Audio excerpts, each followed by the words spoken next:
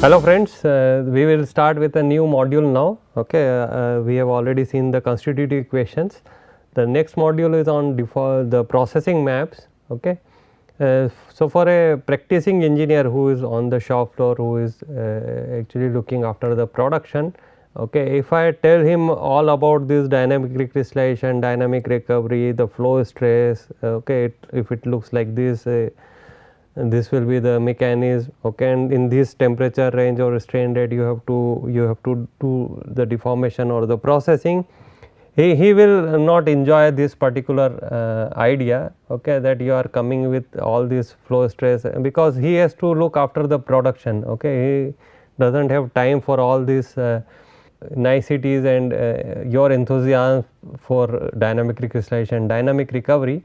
Okay, he wants to have a very clear answer that if he is designing a process, okay, which temperature, strain rate he should be working in, what will be the flow stresses, okay, and which are the region where he will be able to get a good processing. Okay, that means you will have maybe a recrystallized microstructure, that is what we usually like to have, and which regions to avoid. Okay, maybe in some regions you will be getting there may be some crack formation or some other defects which are going to come or which are going to be present in the material. Okay, so which regions to avoid, okay, and which regions are the regions to for the processing. Okay, so you must have seen at large number of places we use these kind of maps to clearly bring out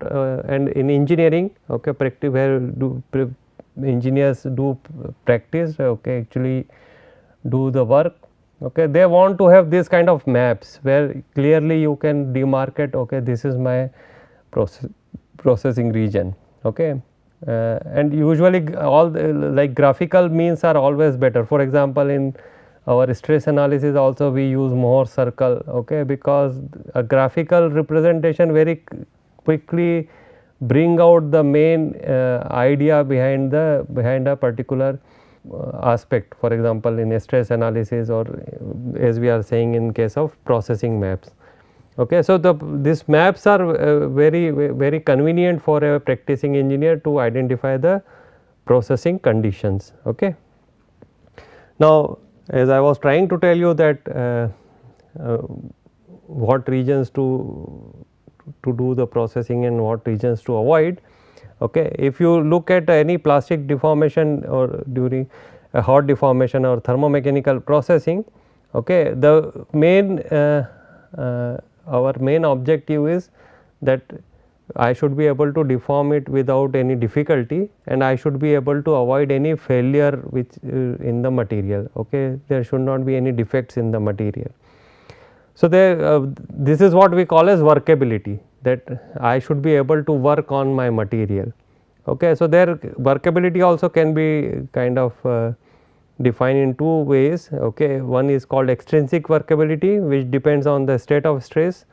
Okay, that whether it is a uniaxial deformation, it is biaxial deformation, it is plane strain deformation. Okay, so what kind of deformation it is, okay, whether it is a shear deformation.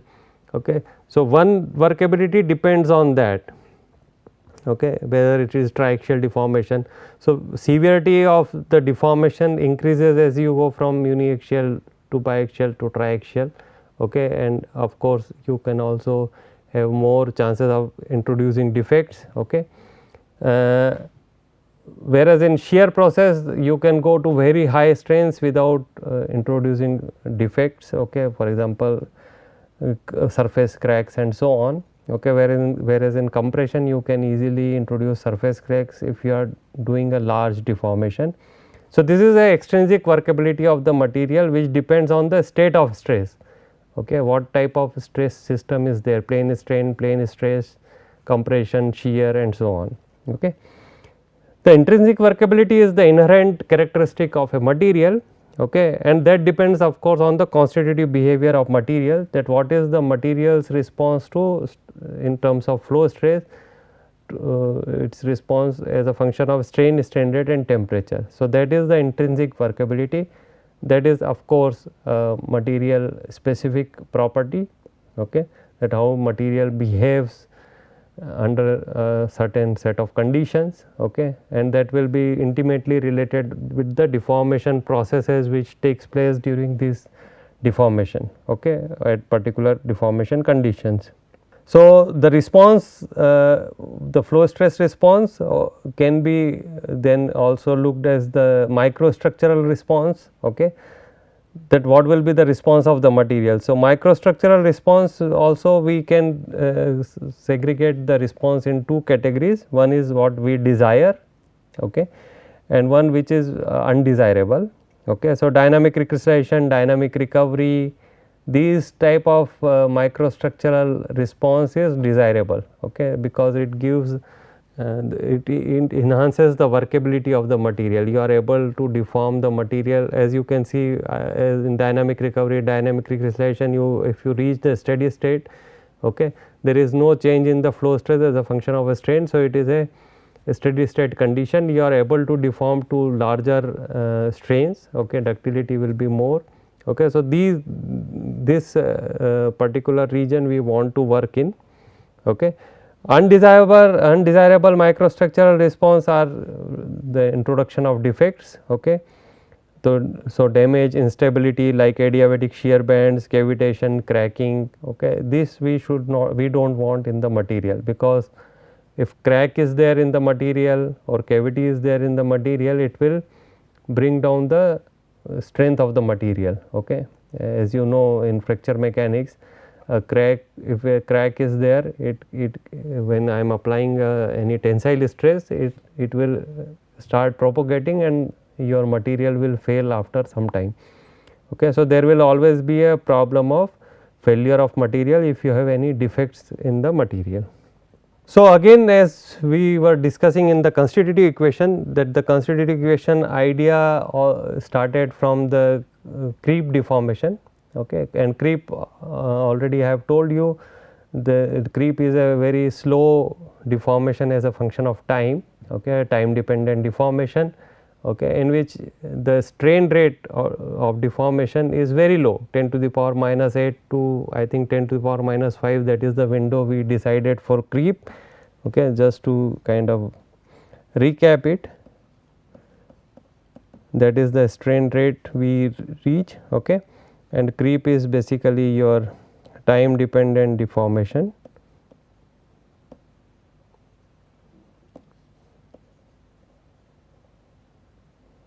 Okay, and in this case actually you do not apply the strain rate, but you apply a constant load, okay. So, you apply a constant load or you can say stress, okay, and the material response is seen in form of strain rate, okay. So, slightly different than the hot deformation processes, where you apply a strain rate and you see the material response in form of stress. Here we apply a constant load or stress and we see the material response in terms of strain rate, okay, that how fast the strain is being accumulated in the material as a function of time. Okay, so, constitutive equation also I told you at that time that the creep is the first phenomena which people looked at for developing constitutive equation.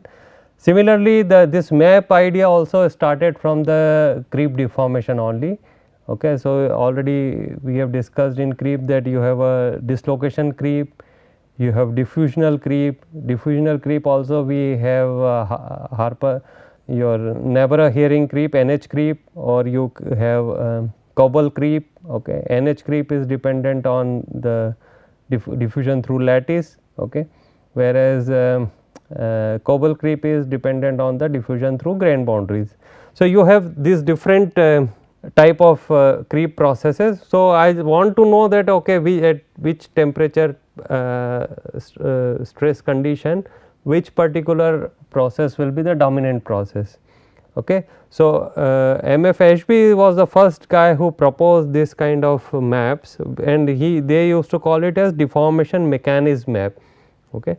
that what mechanism, which deformation mechanism is operating at a particular temperature stress condition, okay, that they are trying to identify on a map. And the deformation mechanism maps were plotted on a graph, okay, where you have normalized stress and homologous temperature. Okay. I do not know whether I have told you homologous temperatures, if I express the temperature in this form, okay, the deformation temperature is divided by the melting point or temperature of melting of that particular material. So, you are actually normalizing it. Okay. So, when you do something like this, it is called homologous temperature. And what maps show? Maps show area of dominance of a particular creep mechanism. Okay. So, in particular area which mechanism is dominating, that the map will be able to tell you. Okay. So, this map will look something like this, okay, where you on the x axis you have homologous temperature T by Tm. So, now you can say see it is from 0 to 1 obviously. So, all the different materials can be clubbed together when you do something like this, and on the y axis you have stress, okay, which is normalized by the shear modulus. Okay. On the top you can see this is my theoretical strength. Okay. So, if you have done in your mechanical behavior course or strength of material course, okay, theoretical strength you can calculate for a material, okay, which is usually scales with the shear modulus. Okay. So, if you see the usually I am just putting a parameter some number here. Okay. So, usually it is in this range G by 10, okay, the shear modulus divided by 10, that will be your theoretical strength. Okay. So, that is my line 10 to the power minus 1, okay, because G by 10 is normalized by G. Okay. So, it will be 10 to the power minus 1. Okay. And then there are different mechanisms, as you can see, are identified here. Okay. So, this is the higher strain rate, lower temperature. Okay. You can see higher strain rates, lower temperatures. Okay. So, temperature is going down here and stress is going up here. Okay. You can see that dislocation glide, which is the normally deformation mechanism at lower temperature, will dominate, okay, up to a certain temperature. Okay. So, from very low temperature to a certain temperature, your dislocation glide is the deformation mechanism. Okay. As you go to lower strain rate and higher temperatures, okay. So, in this case now you are going to lower stresses and higher temperatures. Okay. As you are going there, you will see that the creep deformation is starting to dominate, okay, and in that also you have different type of creep mechanism. Okay. In this region you have a dislocation creep, okay, this is your low temperature creep, okay, and this is your HT is your high temperature creep, okay, through diffusion mechanism, and somewhere here you have a dislocation creep mechanism. Okay. As you go to even lower strain rates, okay, and of course, still at higher temperatures, your diffusional creep will start dominating. Okay. As you can see at lower stresses, the Coble creep, which is a grain boundary diffusion process, and NH creep, which is the lattice diffusion. So, lattice diffusion will obviously be even at higher temperature, because you for lattice diffusion you need vacancies. Okay, and vacancy concentration increases exponentially with temperature. Okay, so, you need more vacancies for diffusion. So, grain boundaries already have lot of because of the disorder, you have lot of open area where the diffusion can take place very easily without creation of vacancies. So, that dominates at lower temperature. At higher temperature, when the vacancy concentration increases exponentially, you start having the lattice diffusion. So, you can see that as you are going to lower stresses, higher temperature, diffusional creep is taking place. Still higher temperature, but slightly higher stresses, you will start having dislocation creep. Okay. Even higher lower temperature and higher stresses, you will have dislocation glide. Okay. So, you can see that all the different mechanisms are nicely shown on a single map. Okay. So, what these regions are doing is, from the map we can read of the dominant deformation mechanism as we are doing it, and these boundaries, okay, between two deformation mechanisms are obtained by equating pairs of constitutive equations. Again you can see that constitutive equations are coming here. So, you have one constitutive equation for NH creep, we have already seen that. We have one constitutive equation for Koebel creep. Okay. So, you will see that when the strain rate predicted by these two constitutive equations, okay, when they have equal contribution, okay, the strain rates are matching for both these processes, there we will say that a boundary is there between the two. So, at the boundary you have equal contribution from Koebel creep and NH creep. Okay. So, strain rates are same for both the constitutive equation, from both the constitutive equation, but as you go to higher temperatures you will start seeing that the strain rate predicted by NH creep is higher than the strain rate predicted by Koebel creep, whereas if you go to lower temperature, strain rate predicted by Koebel creep is higher than the strain rate predicted by the NH creep. So, that is how you can have the demarcation between the two processes. Okay. So, again you can see that constitutive equations are used to demarcate the region, okay, and of course, this kind of demarcation will be highly dependent on the accuracy of your constitutive equation. Okay. So, obviously at these boundaries, okay, where two different mechanisms are operating, okay, their contribution will be equal to the strain rate. Okay. So, this is what I was trying to tell you. So, I can easily read out the deformation mechanism, okay, and I can easily find out that which deformation mechanism is operating in which particular area. Now, there was another addition to this deformation mechanism map. Okay.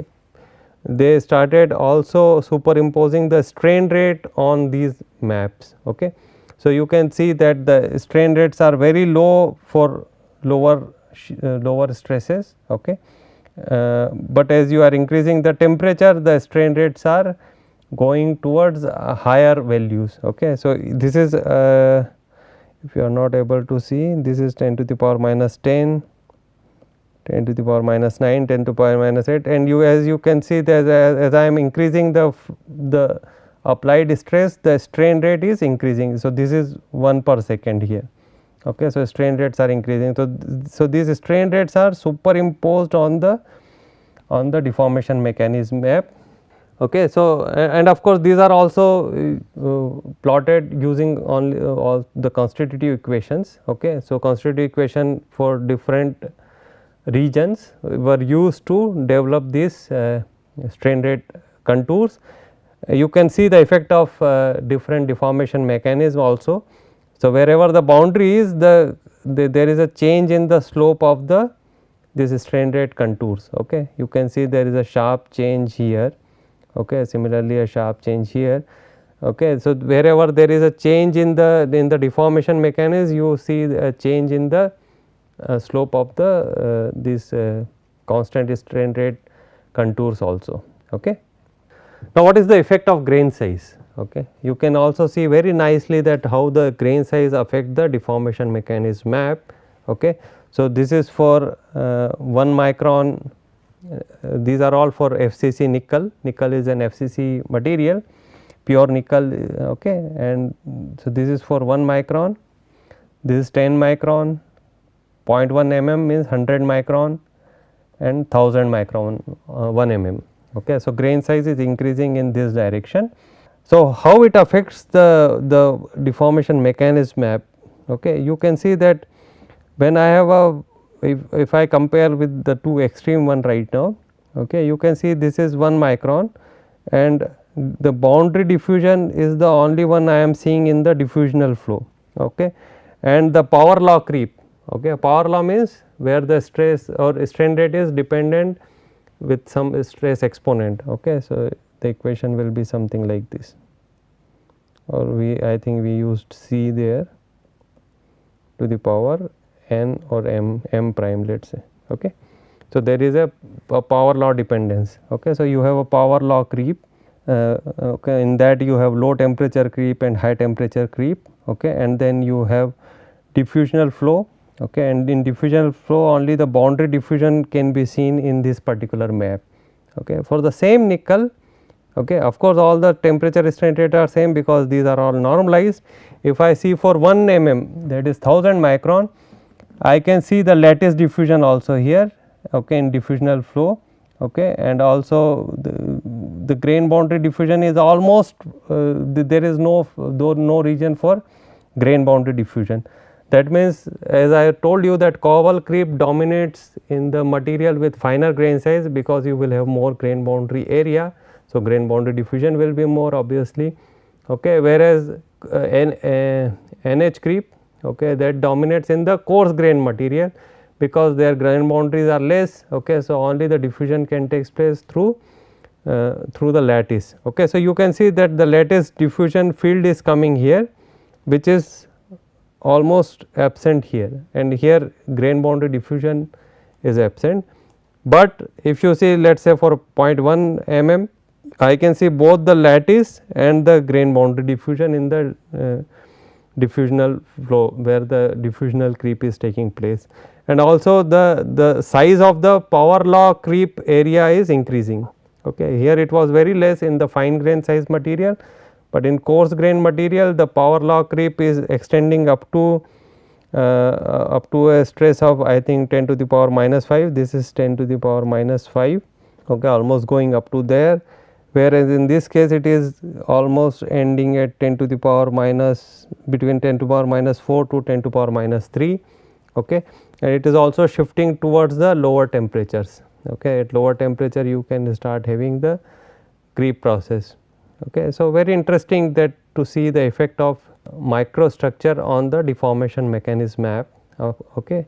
Of course, you should be seeing that it is only developed for pure nickel here, okay. So, this is the effect of grain size, okay. So, as grain size is increasing, you are having lattice diffusion is coming as one of the field, okay. Also my power law creep area is increasing, okay, in this direction.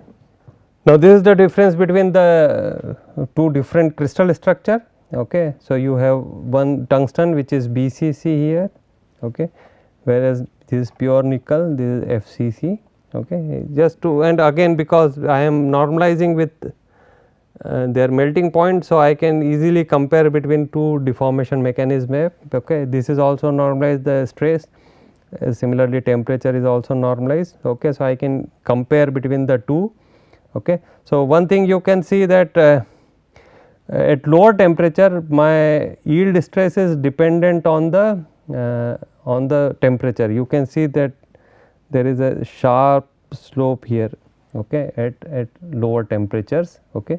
This is because of the lattice resistance to dislocation movement, pulse stress, okay. Whereas in FCC material you do not see a very strong dependence, okay, very shallow slope is there, whereas in this case it was a very sharp slope, okay. So, in BCC material there is a strong temperature dependence on the flow stress or the yield stress of the material, okay.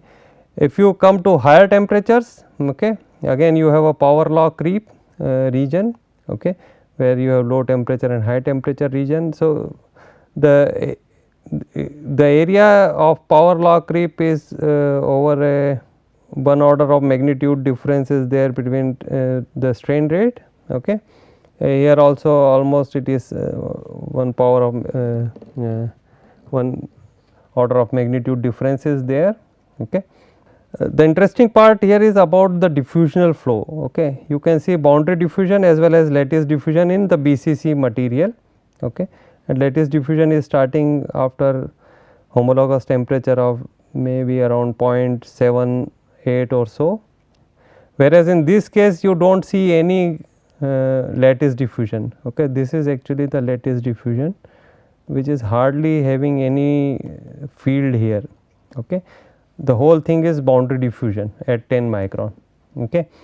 That means there is something in the crystal structure, and why BCC has more diffusion through lattice is because it has more open structure. So, diffusion through lattice is much easier in case of BCC than an FCC material. FCC is a more compact atomic arrangement. Okay, so that effect you can see here. Also, you can see that there is one region of dynamic recrystallization is also shown here. Another interesting thing is that you can see this constant strain rate contours. Okay. So, in case of FCC material, it is going 10 to the power minus 10 is going up to 0.4 homologous temperature, whereas in case of BCC material, it is going only up to 0.5 homologous temperature. So, there is effect on the response of the material also as you are changing the crystal structure. Okay. So, the mechanism map will change also as a function of microstructure, grain size we have just seen, and also as a function of the crystal structure. Okay.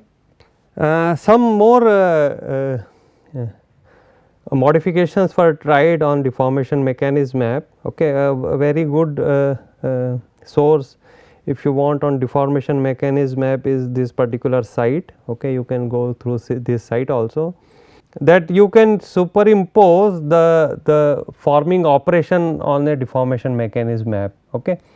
So, you can see they have superimposed a forming operation like cold working. So, explosive deformation, very high strain rate, okay, at low temperature, then wire drawing, okay, another low temperature deformation. So, all these are being done at lower temperatures. Okay. Then machining, this is machining also can be considered as one of the deformation process only. So, by deformation only you take out the chip. Okay. Then you are coming to warm working here. Okay. That means temperatures are increasing. Similarly, hot working is there. So, these strain rates are more than the creep deformation. Okay. Temperatures are high, but the strain rate or the flow stress if you see here is more here. Okay. Whereas, the creep takes place at lower stresses. Okay. And if you come to creep, you have power law creep.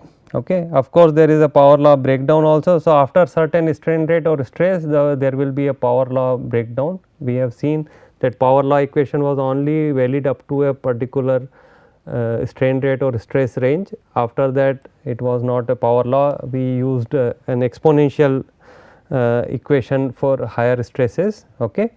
So, you can see there is a power law breakdown here. Okay. Below that it is power law creep, and even below that it is a diffusional creep.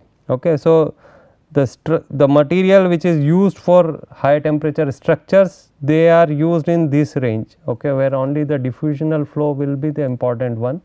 That means, the stresses on the components are much lower, okay, so that the other deformation mechanism should not operate. Only diffusional flow you cannot stop if you are working on at a higher temperature, at temperatures more than 0.5 Tm. Okay, but still you can see the strain rates are very low. The strain rate contours are 10 to the power minus 14 to 10 to the power minus 12 in that region.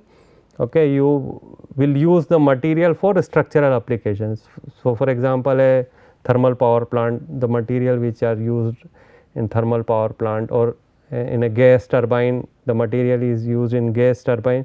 So, what will be the temperature that material will be used in those structural application? That particular region is this one, whereas deformation, warm working, hot working will be in this region. Okay. Cold working will be even at lower temperature and higher stresses. So, they were also trying to superimpose the deformation processes on the processing on this deformation mechanism map, but again please be careful, we are doing it for pure copper. Okay. Now, there was another extension to this idea of deformation mechanism map which was proposed by Ashby. Okay. You can see that only the the stable behaviors are shown there. For example, only where there are no defects are identified in their processing map. Okay. So, R. Raj, another researcher, extended this concept of HB by including the defects or damage mechanism also in the deformation mechanism maps. Okay. For example, he introduced the idea of cavity formation during the deformation. At high temperature, cavity formation is a very important defect which can takes place. So, this cavity forms at hard particle which are embedded in a soft matrix, or there can be a wedge cracking at the grain boundary. Okay. Grain boundary becomes weak at high temperature. So, grain boundary separation can takes place. Okay. So, these different microstructural phenomena can be, which are related to defect, can be superimposed on the processing map or deformation mechanism map. Okay. So, this was an extension to that idea. Okay. So, this is what they were trying to bring out. So, you have strain rate on the y axis and temperature on the x axis. Okay. So, different defects are identified, for example, wedge cracking, okay, a ductile fracture. Of course, at low temperature at sufficiently high strain rate you will have a ductile failure. Very high strain rate, as I have already told you, that you can have adiabatic heating, okay, because you are not giving enough time for heat to dissipate. So, again you can see around strain rate of 1, above that the adiabatic heating will start dominating, or it will be an important factor. Okay. And we also did stress correction in the constitutive analysis only above the strain rate of 1. Then you can have dynamic recrystallization, which is the desired microstructural change, okay, which will be at higher temperature and sufficiently at intermediate strain rate range. Okay. So, you have failure at different level, and this is my safe region. The dashed area is the safe region for my processing, where you will not introduce any defects. Okay. So, there are couple of schematic is shown for the formation of cavity. So, this is my hard particle in a soft matrix. Okay. So, when you are deforming, what will happen? The deformation, because matrix is soft, it will be able to deform, but the particle is hard, it is not going to deform. Okay.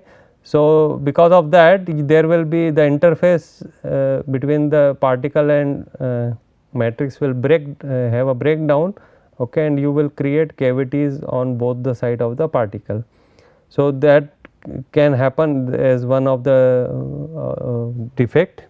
Another one is this wedge. Okay. So, wedge is a shape like this.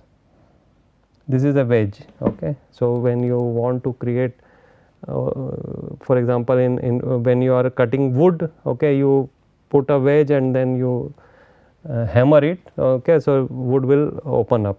So, this is what you can see, a shape of a wedge here on the grain boundary, and that happens because of the separation of the grain boundary. So, you can see it happens at very high temperature, but relatively lower strain rates or lower stresses. Okay. So, at high temperature the grain boundaries become weak, and even a small stress will be able to separate the two grains at the grain boundary, and you will have a defect called wedge cracking. Okay. So, these are the different defects he superimposed on the deformation mechanism map. Okay. Now, the problem with deformation mechanism map is that you have to have a very good understanding of the atomistic processes. Okay. Like what is the creep, where the creep is taking place, diffusional creep, dislocation creep. So, you have to for every processing condition you have to do a very good microstructural analysis, and you have to have a very good understanding of the microstructures, okay, to understand that what type of process is taking place. Okay. So, you have to have a very good knowledge of all these microstructural changes, okay. And again, for a practicing engineer, doing all these things will be too much to ask, because he has to also look at the production. And also, as I have told you at different places, that these maps were developed only for very simple system, pure materials, pure copper, pure nickel and so on, okay. Because there only you can ascribe or you can attribute a certain deformation mechanism for a particular microstructural change, okay. Whereas, if you have a complex material, you have two phases, you have precipitate, you have solute solute atoms, then clearly identifying that which particular constituent is responsible for a particular mechanism is very difficult, okay. So, for complex system, it is difficult to attribute deformation due to one single process, because there are multiple processes taking place. Dislocation is also there, diffusion is also taking place, solutes are diffusing, okay, and precipitates are doing their own business, okay. So, these deformation mechanism maps are very useful to understand or to develop the understanding, okay, but it will be very difficult to apply it to main engineering alloys, okay. And also it will be very difficult to predict any processing conditions from these maps, okay, for processing of a complex alloy, okay. So, we will come to the next lecture, that how it was solved, okay, that this deformation mechanism map idea was extended, okay, and how these particular problems were solved in the processing map, which is used for hot deformation processes, okay. So, thank you for your attention.